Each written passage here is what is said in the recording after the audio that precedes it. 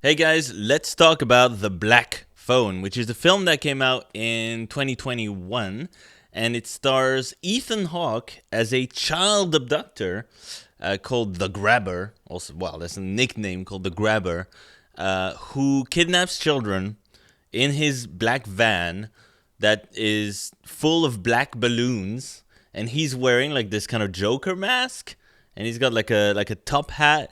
It's bizarre, very bizarre role for Ethan Hawke in this movie, and it's a horror movie, of course, and it actually doesn't follow him; it follows the kid. Okay, one kid whose sister has kind of premonition powers, like she can kind of dream something and it's definitely happened, or it's kind of like she gets a sense for what's happening. She's got some kind of like weird kind of medium kind of thing going on.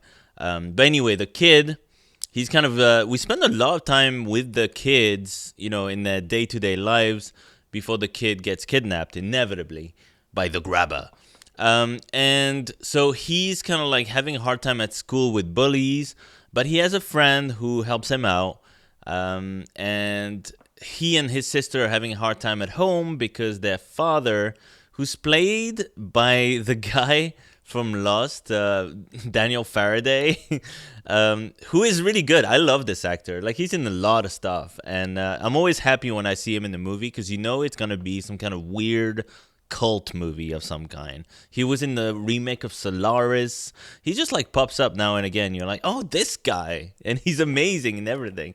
Plays kind of very similar roles, but in this one, he plays the father of the kids, and he is this kind of like drunk. He's just like this mean drunk. Like, there's an entire scene that's kind of hard to watch where he's just like whipping his daughter. Like, he's trying to tell her to like, he doesn't want to believe that she has this kind of premonition powers, because his mother, her mother who passed away, had a similar thing going on. So he wants to kind of beat it out of her that she has this real kind of power to her. So it's a really hard scene to watch. It's very brutal. And he is a very dislikable character. But at the same time, he's not completely one-dimensional. I think they do a good job in the movie of kind of showing the kind of different facets of this, dislikable character. Anyway, so the kids are having a hard time, in their day-to-day lives. And of course, kids in the neighborhood are starting to disappear. Like, there's been one kid disappeared, then the kid's friend disappears, the one who was like helping him fight back against the bullies, and eventually he disappears as well. And he ends up in this kind of dark basement with Ethan Hawke, who has this mask, this kind of Joker mask. And he doesn't seem like too creepy. Well, no, he seems very creepy from the beginning. But he's kind of like more soft-spoken at the beginning. And then you realize that from scene to scene, Ethan Hawke, the Grabber, changes his mask. Like, the mask is in two halves. A very clever design. I loved this, okay? The mask is in two designs. There's like the eyes with like kind of devil horns. And then there's the other part, which is the smile, okay? And actually, the first time you see him, he doesn't have a mask on when he's just kind of like kidnapping the kid, right? Then he's got the mask on, and he's got the no mouth at all. And that's creepy enough, okay? That's creepy enough. But then he's got the Joker smile, and then like the eyes, kind of like the eye part of the mask is not there, but the other part of the face is still there. You never see the kind of whole face after that. And even when he kidnapped the kids, he had this kind of like heavy makeup on. So it's an interesting way to have this guy just like convey his emotions without actually, you never really see Ethan Hawke's full face until the end, right? And it's really interesting and pretty scary. Let's be real, because if you're a kid, already you're in this dark basement. It's scary as shit. There's a phone on a wall that keeps ringing. You don't know why. And this dude is like changing faces, changing demeanor. Like sometimes he's a lot more empathetic and soft spoken. Sometimes he's completely unhinged and really mean and angry. It's really interesting character. And honestly, like Ethan Hawke has always been one of these actors that I thought was good, but there isn't like an Ethan Hawke performance where that has just really stayed with me, where I've been like, wow, this is my favorite Ethan Hawke performance. You know what? This is it. For me, this is it. The Black Phone is my favorite Ethan Hawke performance. I think he's awesome in it.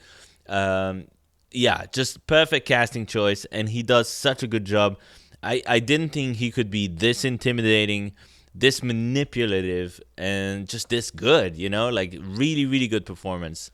And the scariest part of the movie is when he's got this, all of it, you've never seen this part of the mask, but the bottom part of the mask is kind of like a frown this time, like an angry frown. And he's just sitting there like that. Basically, let me start over. There's someone on the phone that keeps calling, and then the kid answers, and it's like other victims of the guy. It's like the kids that went missing before, but it's from like different timelines. They're basically dead. It's kind of like the ghosts of the kids are like calling the phone to try and help out the main kid whose name is like Finney or something. So he's kind of like taking advice from these ghost children on a phone, and one of the kids tells him that if the grabber leaves the door open, um, don't go upstairs. As tempting as that may be to see what's up there, it's a trap, because if you go up the stairs, he will beat the shit out of you. And there's a scene where the door's open, and the kid kind of opens the door, starts going up the stairs, and the camera pans, and then you see that just on the other side of the wall, the grabber is just sitting like this on this kind of like chair with the frowny, like angry face, really intimidating. He's got a belt, and he's like ready to fucking wow. And then the kid changes his mind at the last second. He's like, you know what? Maybe I won't go upstairs. Good, wise choice there. But yeah, no, it's a really well made movie. It's weird because it reminds me a little bit of something like Prisoners, while at the same time reminding me of It, Stephen King's It. And in fact, this movie, I'm surprised it's not a Stephen King story, because it really feels like that. You know, it's got this kind of like retro vibe to it. Like the town might as well be Maine, you know? This kind of small town thing with like bullies. It's got kind of like all these kind of Stephen King cliches, like everything you expect from a Stephen King story is in there. You know, the kind of mean bullies, the group of kids who may or may not have kind of like special powers, the creepy killer, the kind of clown theme. Yeah, like the supernatural kind of ghost children like phone thing. You know, it's all stuff you would have seen in It or something like that. While at the same time, it is definitely its own thing. You know, it doesn't. Yeah, it's not. It doesn't feel like a ripoff of Stephen King's story or anything. It just feels like the Black Phone is. You could easily, you know, kind of rewrite it to really be a Stephen King thing.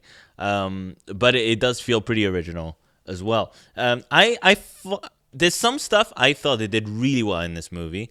The whole thing, all the way up until the end, the whole kind of build up. Will we find him? Won't we?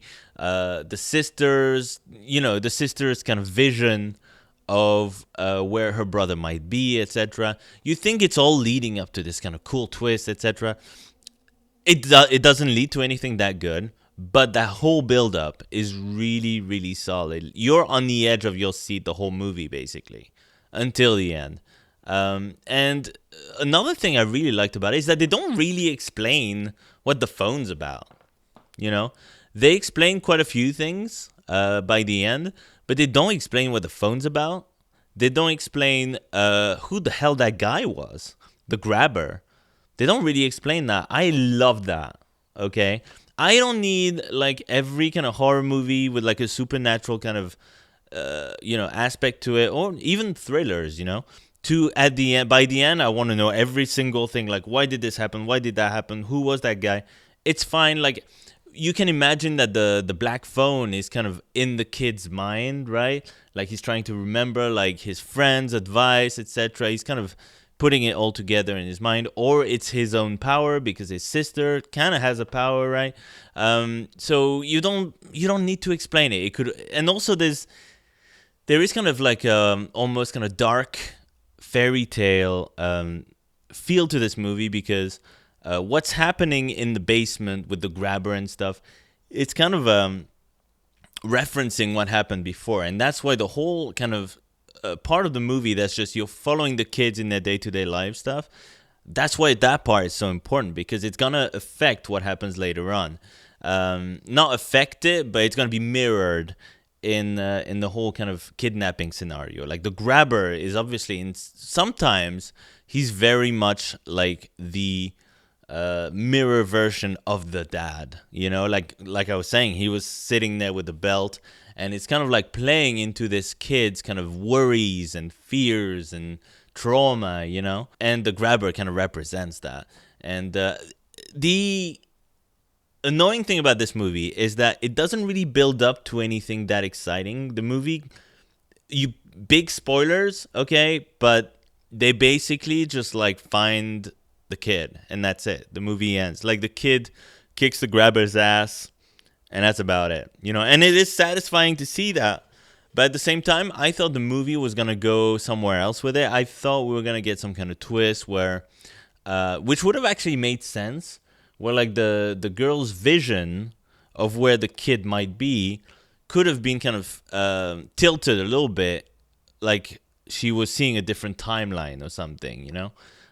So she was seeing the events as they might have happened, but not exactly the way they happened. They didn't really go into the visions too much.